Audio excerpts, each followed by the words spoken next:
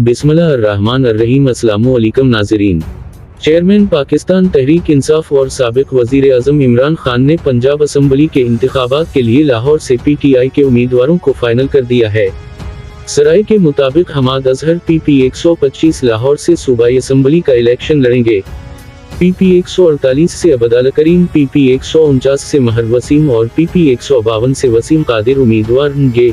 PP 169 से अकरम Usman, PP 164 से अली बाबा, PP 153 से यूसुफ मियू, PP 156 से अली वड़ाइच, PP 157 से हाफिज फरहत अब्बास, PP 158 से महर शराफत PTI के उम्मीदवार होंगे। सराय के मुताबिक PP 159 से आजम खान नियाजी, PP 162 से जहीर अब्बास खोखर, PP 164 से अहमद रशीद भट्टी, PP 165 से खालिद गुज्जर, PP 166 से सरफराज खोखर, PP 167 से नदीम बारा और PP 160 से मुराद रास उम्मीदवार होंगे।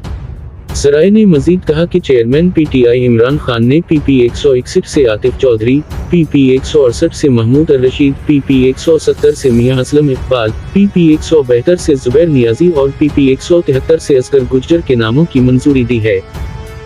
नाज़रीन, अपना ख्याल रखिएगा। खुदा हाफिज। पाकिस्तान जिंदाबाद।